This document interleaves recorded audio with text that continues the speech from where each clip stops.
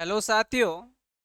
हम आपके कल एक नया चैप्टर लेके चले थे और वो चैप्टर था आपके राजस्थान के लोकगीत। कौन सा चैप्टर था आपके? तो वो चैप्टर था आपके राजस्थान के लोकगीत। सबसे पहले हमने चर्चा की थी, मैं थोड़ा सा आपको ब्रीफ रिवीजन करवा देता हूं कि आपके लोकगीत क्या होते हैं। तो इस लोकगीत के बारे में हमने पढ़ा था कि ऐसे आपके गीत जो जनमानस में आपके प्रसिद्ध होते हैं और उनमें गीतों में किसी ना किसी प्रकार का आपका संदेश दिया होता है, वह क्या कहलाते थे आपके? तो वो आपके लोकगीत कहलाते हैं। इसके बाद हमने तीन चार व्यक्तियों के नाम देखे थे जिन्होंने लोकगीतों के बारे में क्या कहा था। इसमें सबसे पहले हमने नाम देखा था आपके देवेंद्र नाथ सत्यर्थी। और देवेंद्र नाथ सत्यर्थी क्या कहते हैं कि जो लोकगीत है वो लोकगीत हमारी संस्कृति के मुंह बोले चित्र है। इन्होंने लोकगीत के बारे में क्या कहा था? तो इन्होंने कहा था कि लोकगीत हमारी संस्कृति के मुंह बोले आपके चित्र है। इसके बाद हमने आपके महात्मा गांधी के बारे में पढ़ा था कि महात्मा गांधी जी लोकगीतों के बारे में क्या कहते। तो महात्मा गांधी का मानना था कि जो लोकगीत है वो लोकगीत हमारी संस्कृति के पहरेदार है। लोकगीत हमारी संस्कृति के पहरेदार है। ये कथन किसका था? तो ये आपके महात्मा गांधी का था। फिर तीसरा हमने देखा था आपके रविंद्रनाथ टैगोर का। और रविंद्रनाथ टैगोर ने कहा था कि लोकगीत हमारी संस्कृति में सुखद संदेश लाने की एक क्या है? कला है। सुखद संदेश लाने की क्या थी? कला थी। और एक हमने व्यक्ति पढ़ा था रामचंद्र शुक्ल। तो रामचंद्र शुक्ल क्या कहते हैं? तो रामचंद्र शुक्ल ने कहा था कि हमारी संस्कृति है वो लोकगीतों के कंधों पर चढ़ के आई। तो इन चार व्यक्तियों के हमने रेफरेंस लिए थे। कौन कौन? एक तो आपके देवेंद्र नाथ जी थे। देवेंद्र नाथ के बाद में एक हमने महात्मा गांधी की बात की थी। महात्मा गांधी के बाद एक हमने रविंद्रनाथ टैगोर की बात की थी और एक आपके शुक्ल जी की बात की थी। तो देवेंद्र जी ने तो कह दिया था कि जो लोकगीत है वो हमारी संस्कृति के क्या है? मुंह बोले चित्र है। आपके क्या थे? मुंह बोले चित्र। महात्मा गांधी ने लोकगीतों को हमारी संस्कृति का पहरेदार बताया था। गुरु रविंद्रनाथ जो टैगोर है इन्होंने लोकगीतों को संस्कृति में सुखद संदेश लाने की कला कहा था। और आपके रामचंद्र जी शुक्ल ने क्या कहा था?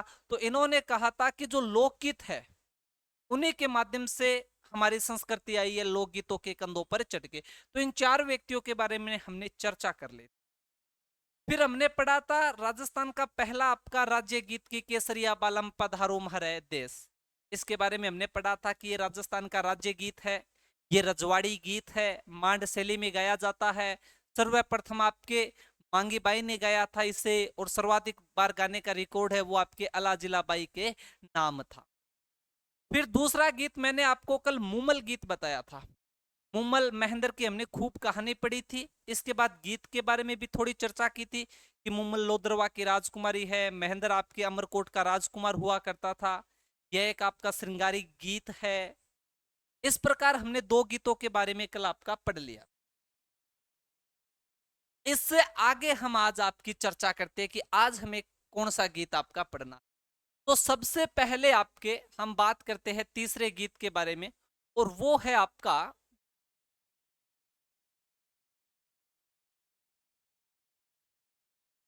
ढोला मारू गीत।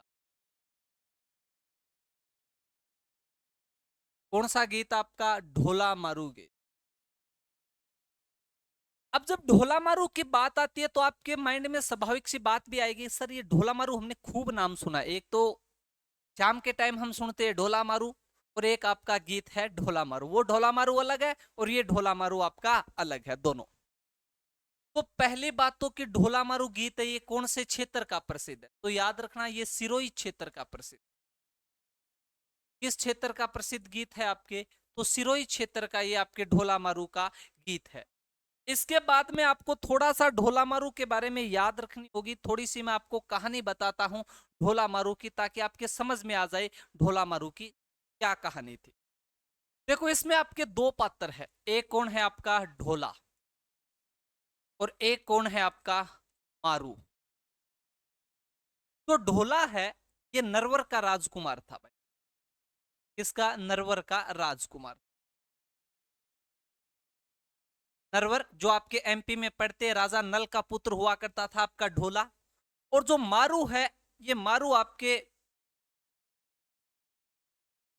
जो आपका पुंगल है, पुंगल की राजकुमारी हुआ करती थी आपकी मारू, तो ये पुंगल की राजकुमारी हो जाएगी। पुंगल की राजकुमारी हो जाएगी। अब इस चीज को समझो, अधिकांशतः कहानियां हमारी यही कहती है कि हमारे मारवाड़ में जैसे आपका पुंगल वाला क्षेत्र है, इस क्षेत्र में अकाल पड़ा करता, तो हमारे वाले लोग जब अकाल पड़ते थे तो अपने पशु वगैरह आपके मालवा में ले जाया करते थे। तो मालवा राजस्थान के मध्य प्रदेश में टच करता हुआ क्षेत्र है, वो आपका हरा भरा क्षेत्र रहता है, एनी टाइम एनी, वहां पे नदियां बहा करती है, इसलिए हरा भरा क्षेत्र रहता। तो मारू के माता पिता मालवा गए हुए थे कुछ समय के लिए, जब यहाँ पर अकाल पड़ता है। उस समय कहते हैं कि मारू की उम्र लगभग आपके 1.5 वर्ष रही, और ये मालवा में थे, और मालवा में इनके नरवर के पिता नल से मुलाकात होती है, क्योंकि नल वहां का राजा था उस समय। जो नल है, नल का पुत्र जो आपका ढोला है, ढोला की उम्र 3 वर्ष बताई जाती है, कहीं कहीं पर 2.5 वर्ष भी दिया जाता है, लेकिन 3 वर्ष आपकी मानी गई। तो उस समय ये कई दिन आपके नल था, वो आपके मारू के पिता से मिलता जुलता था, पूछता था कैसे हो कैसे नहीं हो, क्योंकि उन्हें पता था मारवाड़ के लोग हैं यहाँ पे अकाल के समय आए हुए। और हमारे बूढ़ियों की हमेशा कहानी रही कि 10-15 दिन आपका एक साथ बैठ ले तो कोई ना कोई रिश्ता कर देते। तो इन्होंने कहा कि क्यों ना हम इस वार्तालाप को, हमारी इस मुलाकात को रिश्तेदारी में चेंज कर दे। तो उस समय आपके ढोला और आपके मारू का विवाह कर दिया जाता। उस समय ढोला की उम्र मानो 3 वर्ष है, और मारू की आपके ढोला की उम्र 3 वर्ष है, और मारू की उम्र लगभग आपके 1.5 वर्ष थी। इन दोनों का विवाह कर दिया, लेकिन विवाह करना बाल विवाह हुआ है, तो इस समय मारू ससुराल नहीं गई।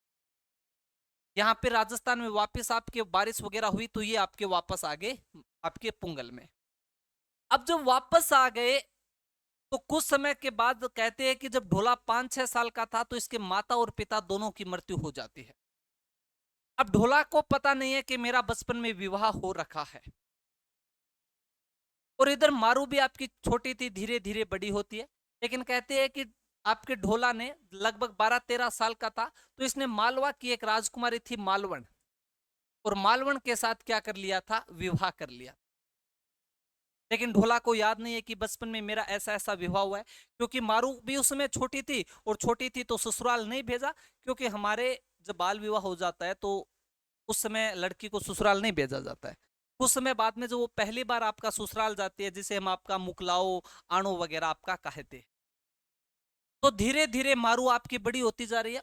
और जो मालवण थी, इस मालवण को ये खबर थी कि ढोला का एक विवाह और हो रखा है मारू से। कभी ना कभी मारू कांटेक्ट करेगी किससे, आपके ढोला से। अब कांटेक्ट करेगी तो उस समय आपका कोई व्हाट्सएप, इंस्टा, फेसबुक, टेलीग्राम तो है नहीं, तो निश्चित रूप से खत के माध्यम से आपका मुलाकात करेगी। तो मालवण ने अपने डाक विभाग के जो अधिकारी थे उनसे मुलाकात कर ली कि उधर बीकानेर साइड से कोई भी पत्र आएगा तो मेरा पर्सनल पत्र होगा, वो पहले मुझे दिया जाए, न कि महाराजा ढोला को दिया जाए। और आपके इस डाक विभाग से 60 गांठ बात कर लेती है। अब जितने भी मारू लेटर भेजती वो डाक विभाग के आते, और डाक विभाग वाले मालवण को दे देते, और तो वो लेटर थे वो ढोला के पास नहीं पहुंचते। अब धीरे धीरे मारू बड़ी होती जा रही है, उसको याद आ रही है, क्योंकि उसके माता पिता ने उसे बता दिया था कि बेटी हमने तेरा विवाह है वो नरवर के राजकुमार ढोला के साथ किया हुआ है। लेकिन फिर मारू भी उम्र बढ़ती जा रही है, तो एक उम्र के हिसाब से वो पत्र लिखना प्रारंभ करती है ढोला को, पर पत्र का आपका रिप्लाई नहीं आ रहा है, क्योंकि पत्र ढोला के पास पहुंच ही नहीं रहा है। पत्र पहले ही मालवण आपका उसे ले लेती। अब धीरे धीरे मालवण में आपके मारू के अंदर व्याकुलता उठती है, प्रेम की भावना उठती है कि मेरा पति देखो कैसा है, उसे पता ही नहीं है कि मैं कितने पत्र भेज चुकी हूँ, लेकिन उसका कोई रिप्लाई नहीं आता है। एक दिन सावन का महीना था, शाम का टाइम था, झर आपके छिनमिन बारिश हो रही थी, और उस समय आपके मारू महल पे चढ़ के आपके विरह गीत के रूप में कुछ गीते गा रही थी। इसी समय यहाँ से आपके जो ढोली आप बोल सकते हो या सरगड़ा बोल सकते हो, तो आपके गीत वाली जाति है, वो जब इस गीत को सुनते हैं तो उन्हें पता लगा कोई लड़की कितनी व्याकुलता के साथ गीत, और वो मारू से पूछते तो मारू बताते कि ऐसे ऐसे मेरा बचपन में विवाह हो गया। अब पता नहीं ढोला को याद भी है या नहीं कि मैं उसकी पत्नी हूँ, मैं उसका यहाँ पे इंतजार करती हूँ, मैं 22-23 साल की हो गई हूँ, उसका इंतजार कर रही हूँ, मैं पत्र भी लिख रही हूँ, पर मेरे पत्र का कोई रिप्लाई नहीं आ रहा है, कोई जवाब नहीं आ रहा। आप एक काम करो, इस क्षेत्र में जा रहे हो, आप ढोला को जाके गीतों के माध्यम से बताओ कि मारू तुम्हारा इस क्षेत्र में आपको तुम्हारा वेट कर रही है, तुम्हारी प्रतीक्षा कर रही है। अब ये लोग जाते हैं और जाके ढोला के सामने गीतों के माध्यम से उसे बताते हैं कि ऐसे ऐसे बचपन में उसकी शादी हुई है और राजकुमारी मारू है वो तुम्हारा वेट कर रही है।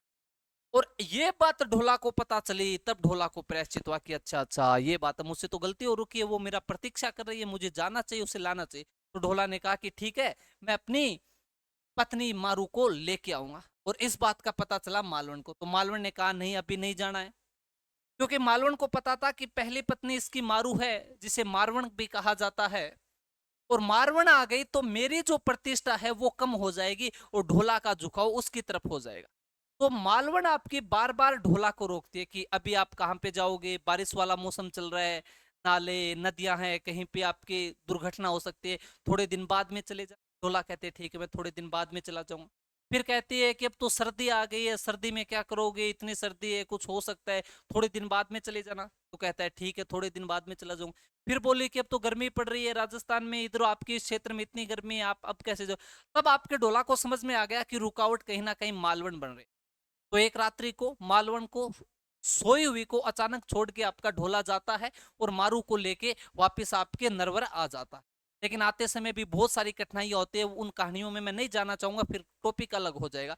पर याद रखना जब आपका ढोला मारू को चढ़ा के लाता है तो वो ऊंट पे जाता है। किस पे जाता है? आपके ऊंट पे। आज भी राजस्थान में कहीं आपको ऊंट पे बैठा हुआ एक लड़का और एक लड़की की फोटो दिखाई देती है तो आप समझ जाना कि वो कौन है, तो वो आपके ढोला मारू है। तो याद रखना है हमें सिर्फ इतना, मैंने जो कहानी बताई इसका माध्यम यही है कि आपको ढोला और मारू की थोड़ी सी बातें आपको याद रह जाए कि ढोला मारू गीत प्रसिद्ध कहाँ का है। तो ढोला मारू गीत आपके सिरोही का प्रसिद्ध है। एक बार पूछ भी लिया था कि ढोला मारू में मारू के विवाह के समय मारू की उम्र कितनी थी, तो मारू की उम्र आपके 1.5 वर्ष थी और आपके ढोला की उम्र कितनी है? 3 वर्ष है। ढोला कहाँ का राजकुमार था? तो नरवर का आपका राजकुमार। तो इतनी बातें हमें याद रखनी है किससे? आपके ढोला मारू से। याद रह जाएगी ढोला मारू की कहानी।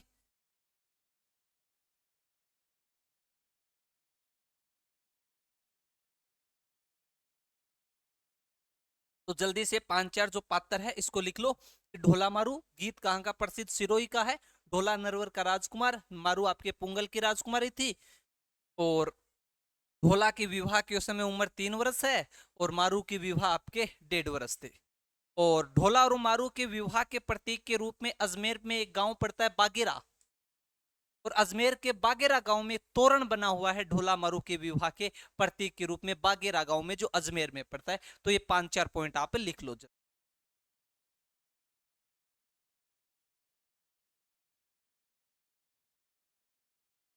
आगे चलो।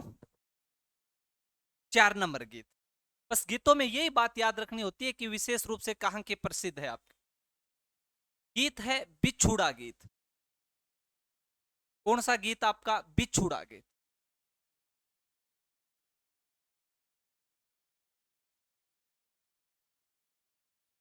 कौन सा गीत है आपका? तो बिछुड़ा गीत।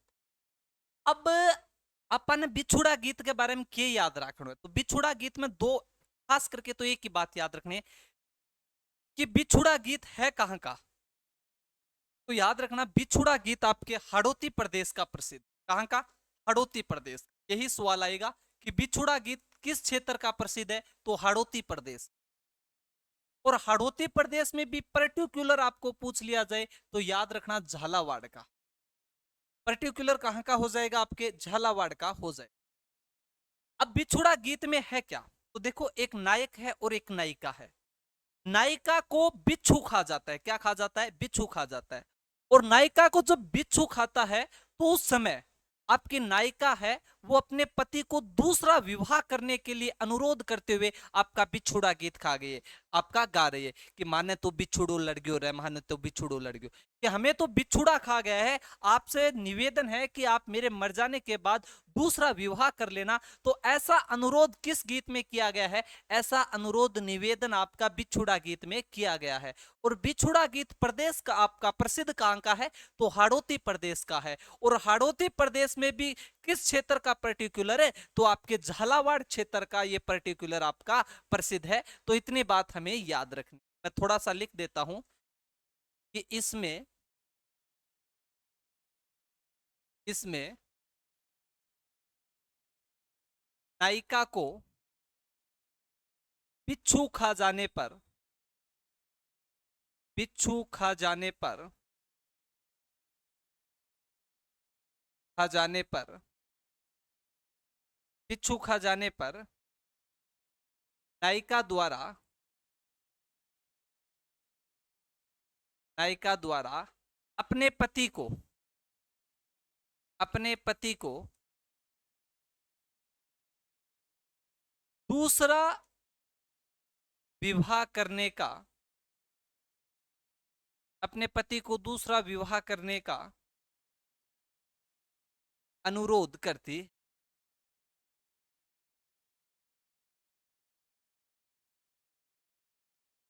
अनुरोध करते। इस प्रकार का संदेश दिया गया कौन से में, बिछुड़ा में।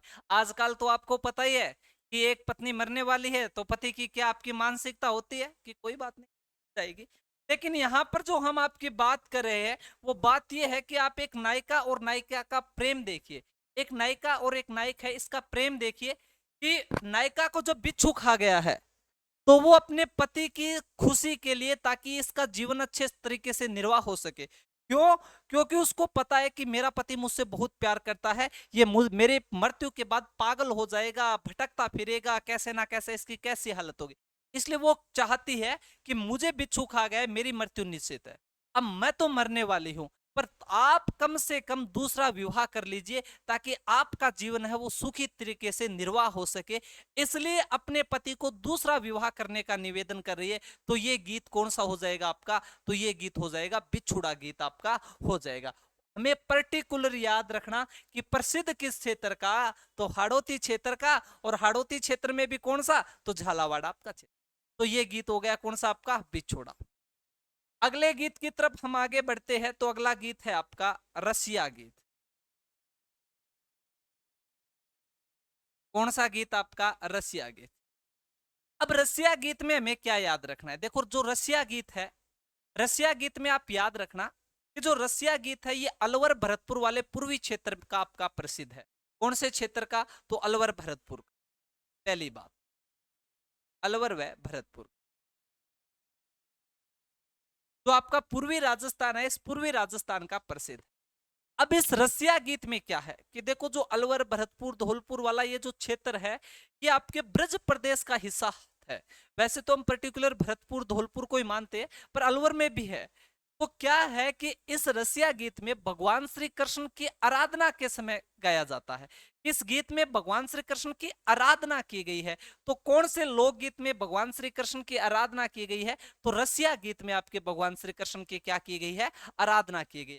कौन से क्षेत्र में? तो अलवर भरतपुर वाले क्षेत्र में आपका प्रसिद्ध है। तो हमें क्या याद रखना है इस लोकगीत में, इस लोकगीत में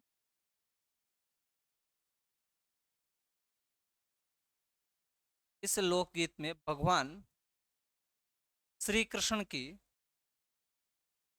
भगवान श्री कृष्ण की आराधना की जाती है।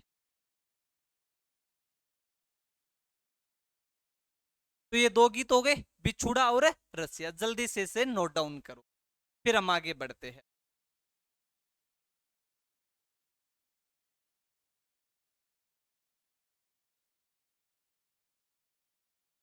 आगे चलो, 6 नंबर गीत। 6 नंबर जो गीत है इसको आपने अधिकांशतः सुना होगा। 6 नंबर गीत, चलो हम ले लेते आपका गोरबंद।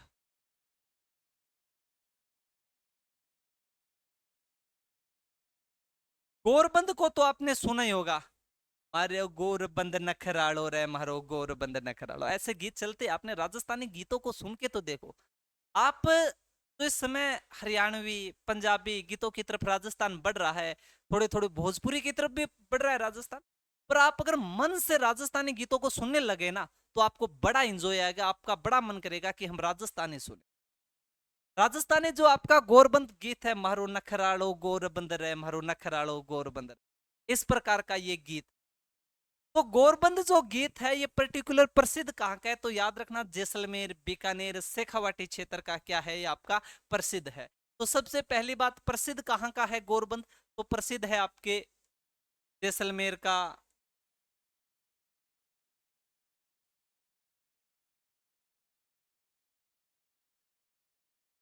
बीकानेर, शेखावाटी, मारो छेल भंवर नखराड़ो रे मारो गोरबंदर है। तो गोरबंद के बड़े आपकी बातें चलती है।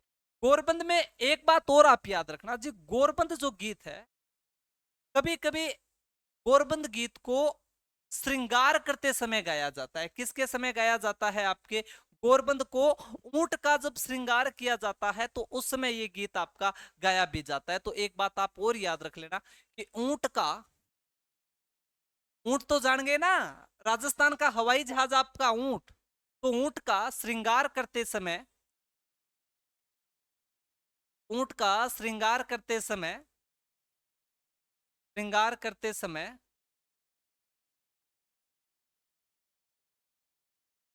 गोरबंद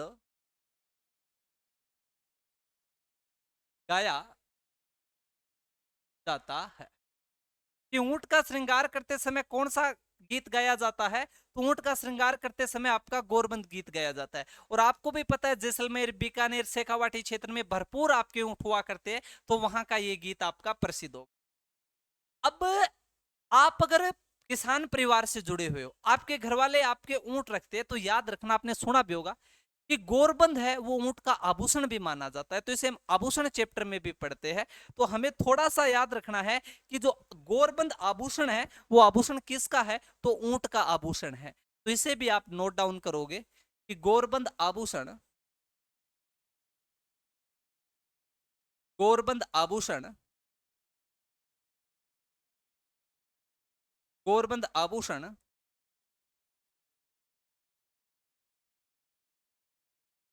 ऊंट का गोरबंद आभूषण ऊंट का आभूषण है। इसके साथ ही एक दो में ऊंट का जब नाम ही आ गए तो इसके एक दो आभूषणों की हम बात और कर लेते हैं। एक तो याद रखना, कई बार पूछ लिया जाता है पिलाण क्या होती है। तो वैसे अगर हम किताबी भाषा में बात करें तो पिलाण को भी ऊंट का एक आभूषण माना गया है। पर आपको थोड़ा सा किसान फैमिली से रिलेट करते हो तो आपको पता है पिलाण किस काम में आती है। पिलाण का मतलब होता है कि जो आपका ऊंट होता है, ऊंट के पीछे हम गाड़ी जोड़ते हैं। तो गाड़ी जोड़ने के लिए जो ऊंट होता है, उस ऊंट के ऊपर लकड़ी की एक आसन सा एक लकड़ी का बना होता है जिसे हम पिलान कहते हैं, ताकि जो वो गाड़ी जोड़ी जाती है वो पिलान के माध्यम से आपकी जोड़ी जा सके, ताकि ऊंट है वो आपके समस्या नहीं हुई। मैं अभी आपको दिखाता हूं, अगर मुझे चित्र मिलता है तो 1 मिनट आप चालू रखो।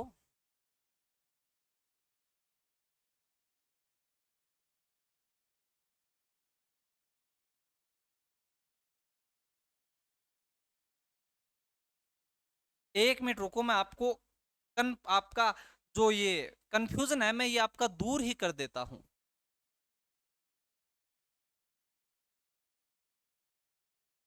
1 मिनट चालू रखो आप, हम देखते हैं हमें अगर मिल जाती है, ताकि आपके दिमाग में ये नहीं रहे कि सर ये पिलान क्या होती है, क्योंकि कई बार आप समझ नहीं पाते हो। ये देखो, मैं आपको दिखाना चाहूँ ना पिलान, ये देखो, ये आपकी पूरी पिका रखी, ये देखो, ये आपकी ऊंट गाड़ी है। ये आपकी क्या है, ऊंट गाड़ी है। ये तो गाड़ी हो गई आपकी, ये तो क्या हो गई, गाड़ी। और ये देखो, ये है आपका ऊंट। ये इसके ऊपर जो ये देखो ये है, इसी का नाम क्या है आपका, इसी का नाम पिलान है। ताकि ये गाड़ी जोड़ी हुई है जो इस लोहे के सैंकल के माध्यम से, अगर ये पिलान नहीं होगी तो ये ऊंट पे सीधा भार करेगी और ऊंट के गड़ेगी, आपके ऊंट ने नुकसान पहुंचाओगी। तो इसको नुकसान से बचने के लिए इस प्रकार की लकड़ी की पिलान बनाई जाती है, ताकि ऊंट इस गाड़ी को आपका खींच रहा है तो इस जो ये लोहे की जंजीर बनी हुई है, इस जंजीर का नुकसान ऊंट का न हो। तो ये लकड़ी की क्या बनी होती है, आपकी पिलान बनी होती है। तो ये भी आपका एक आभूषण माना जाता है, किसका, ऊंट का।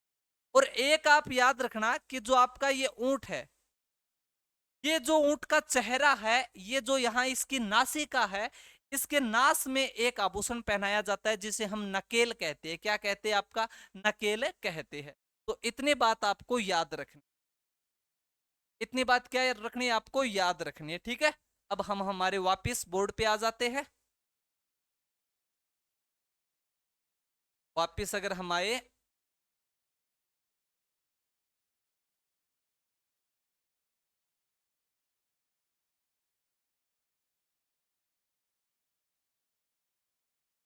क्या हो गया?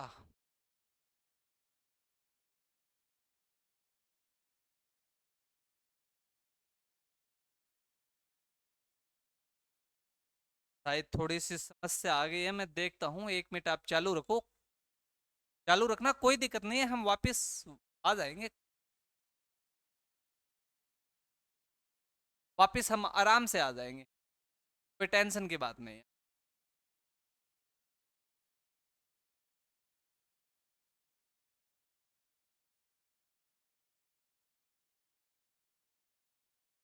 सर, पर 1 मिनट बच्चों, थोड़ा सा मुझे टाइम दो, 1 मिनट का। थोड़ा सा वो बोर्ड वापिस चल।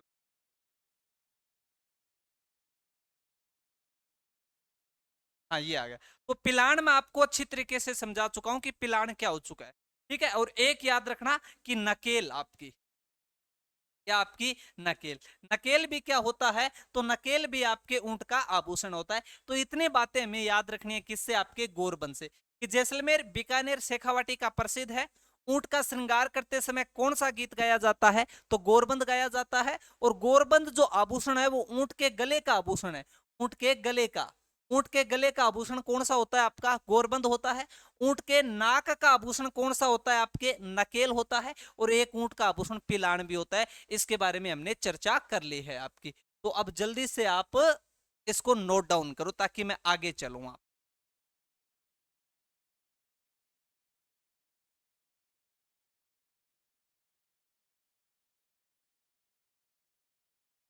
आगे चलूं?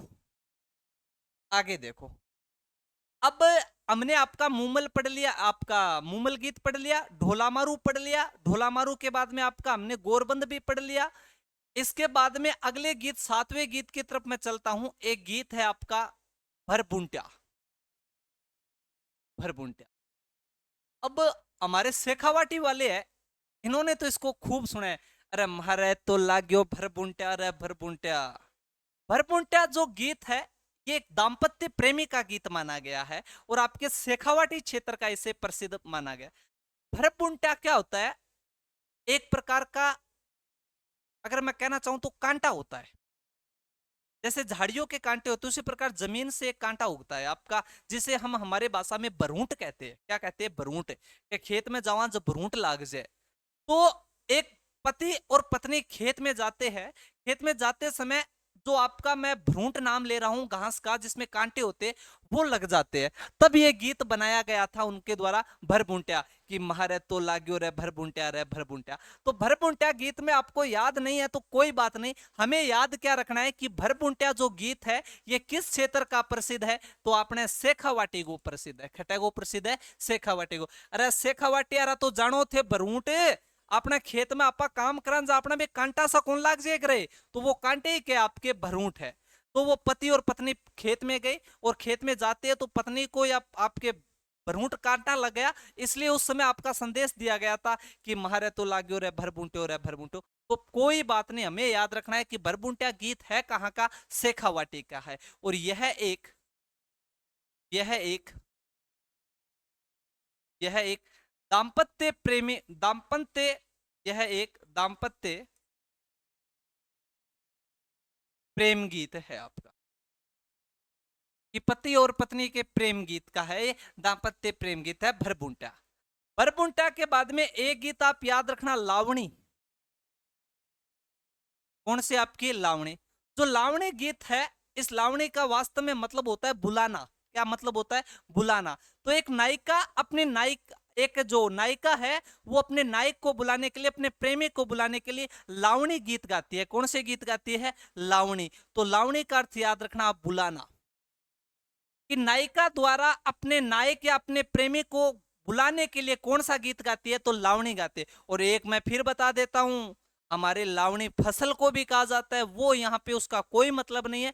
लावणी गीत क्या है? तो लावणी गीत का सीधा सा मतलब है आपका बुलाना। लावणी गीत का सीधा सा अर्थ क्या हो जाएगा कि एक प्रेमिका अपने प्रेमी को लावणी गीत के माध्यम से बुला रही है, उसे आने के लिए बुला रही है, कह रही है कि तुम आ जाओ। तो वो गीत कौन सा हो जाएगा? आपका लावणी गीत हो जाएगा। जल्दी से इसे नोट डाउन करो।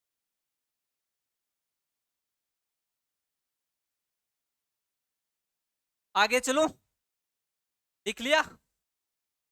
जल्दी लिखा करो भाई, रोज आपकी शिकायत आती है कि मैं लिखने का टाइम नहीं देते हो।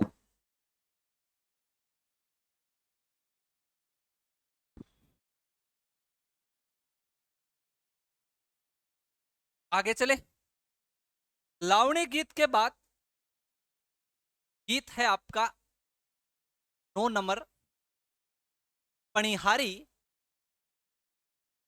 और साथ में इंडोनी भी ले लेते हैं। पणिहारी और आपके इंडोनी। अब पणिहारी और इंडोनी गीत है, ये याद रखना, कालबेलिया जाति की महिलाओं द्वारा। वैसे तो पणिहारी और इंडोनी नृत्य भी है, कालबेलियाओं के नृत्य, पर महिलाओं द्वारा पानी लाते समय आपके ये पणिहारी या इंडोनी गीत गाती है। तो याद रखना, पानी लाते समय, पानी लाते समय। और मुख्यतः कालबेलिया, कालबेलिया महिलाओं द्वारा, महिलाओं द्वारा फेरी लगाते समय यह गीत गाया जाता है। फेरी लगाते समय यह गीत गाया जाता है।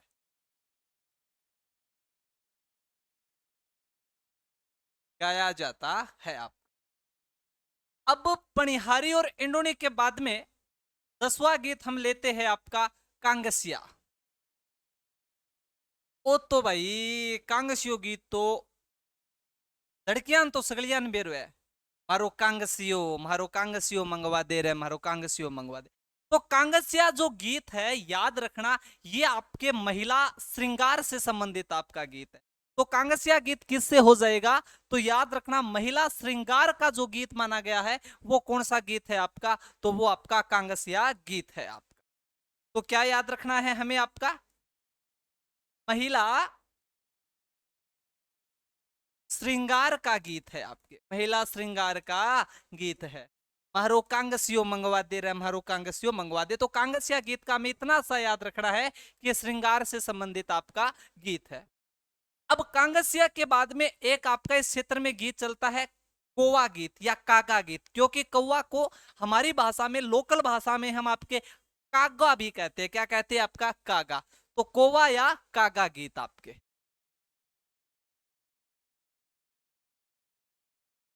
तो कोवा या कागा गीत। अब अपन कोवा या कागा गीत से याद क्या रखना है? तो अपन ने याद या रखना है, अब थे अपनी भाषा में समझने की कोशिश करो। गीता ना आपा जीता अपनी रिदम में पढ़ांगा नहीं, बीता ही बढ़ेरा। आपा कोवा कागा ये हिंदी का शब्द है, आपा बोला कागलो, के बोला थारो कागलो। अब जब भी आपको याद हो गए, अब भी हम सुनते हैं कि घर पे कोई, हमारे घर के ऊपर आकर कोई कागला हमारे पेड़ के ऊपर, दीवार के ऊपर आके बोलने आपका लग जाता है, काऊ काऊ। तो मम्मी यार क्या करे, उस कागले को उड़ा देती है, कह कि बेरो को नहीं कुणा होगो आज। क्योंकि कौवा को, काग को, कागले को ऐसा माना जाता है कि इसे पहले ही पता चल जाता है कि इस घर में कोई, अब कोई नया मेहमान आने वाला है। तो इसे मेहमान के आने का सूचक माना जाता है। तो आपा कोवा कागा जो कागला जिसे हम कह रहे, तो याद रखना है पश्चिमी राजस्थान का प्रसिद्ध गीत है। किसका? आपके पश्चिमी राजस्थान का प्रसिद्ध गीत। पश्चिमी राजस्थान में प्रसिद्ध, पश्चिमी राजस्थान में प्रसिद्ध। तो आप याद रखना बच्चा कि जो कोवा कागा जिसे हम बोल रहे हैं अपनी भाषा में आपा कागलो का, इसको हमारी मम्मियां हैं वो उड़ा देती है, क्योंकि उनका मानना होता है कि ये किसी ना किसी के आने का हमें संकेत दे रहा है। तो क्या है, एक नायिका है और वो अपने प्रेमी की प्रतीक्षा कर रही है, और अपने प्रेमी की प्रतीक्षा करते हुए कौवे को उड़ाती है और कहती है कि कौवा तू उड़ जा। और वो अपने पति के आने की अभिलाषा में कौवे को कह रही है कि तू जाके मेरे प्रेमी को संदेश दे कि वो तेरे प्रतीक्षा कर रही है। तो सीधा सा मतलब है कि वो अपने प्रेमी के आने की अभिलाषा में कौवा या कागा गीत आपका गाती है। तो इतना याद रखना है कि यह एक विरह गीत है। कैसा गीत है आपका? तो यह एक विरह गीत। यह एक आपका कैसा है? विरह गीत है। प्रेमिका प्रेमिका अपने प्रेमी के आने की अभिलाषा में आने की अभिलाषा में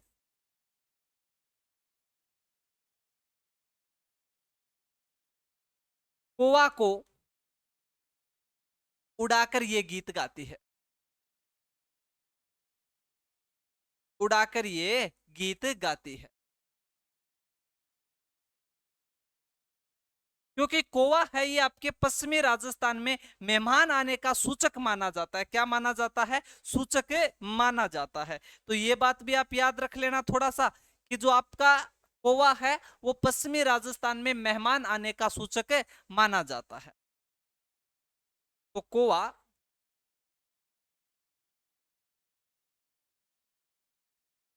मेहमान आने का प्रतीक माना जाता है। माना जाता है। कहने का मतलब कि कौवा आपके घर पे आके बैठ गए और वो बोल रहा है तो निश्चित रूप से कोई ना कोई घर पे मेहमान आने वाला है। तो इसे मेहमान आने का क्या माना गया? प्रतीक माना गया। पर ये गीत कैसा गीत है? तो विरह गीत है। विरह में आपकी एक जो नायिका है वो अपने प्रेमी के आने के अभिलाषा के रूप में इस गीत को गाती है। आपका जल्दी से इसे लिखो आप।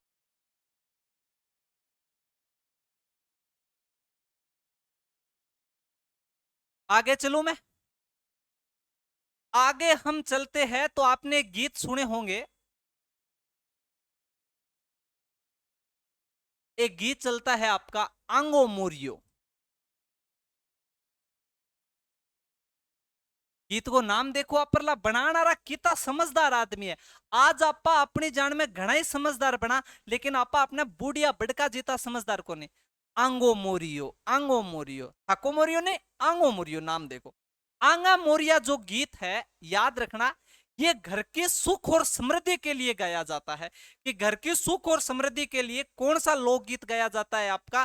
तो घर की सुख और समृद्धि के लिए आंगो मोरिया नामक गीत आपका गाया जाता है। तो क्या याद रखोगे?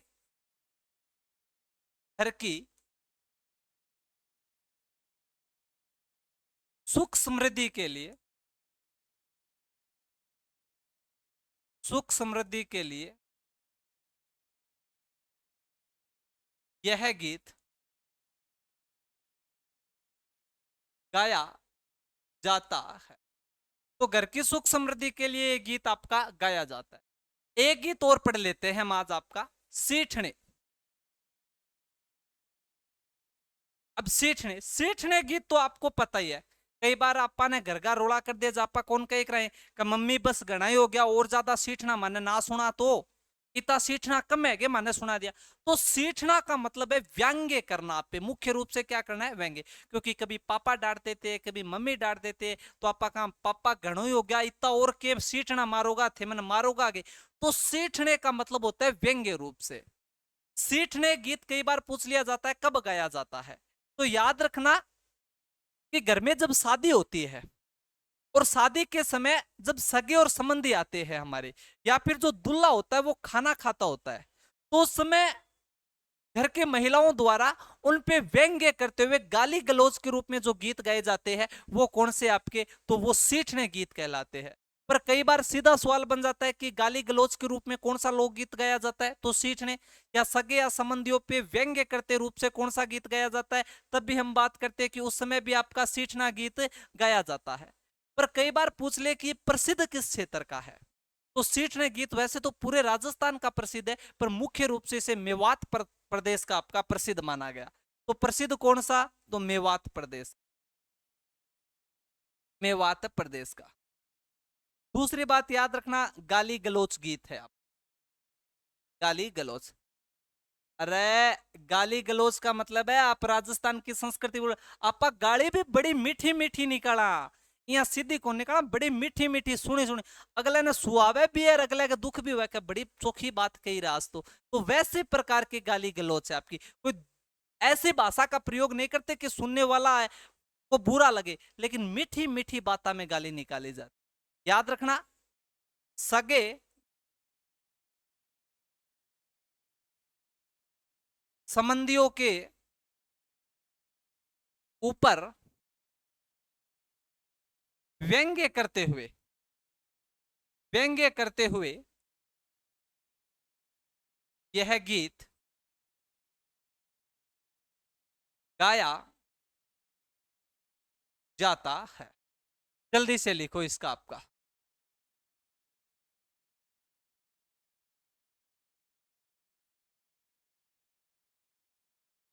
आगे चलो, आगे अगर हम बात करते हैं आपका कितने गीत बोलिए, 13, 14 नंबर गीत आपका।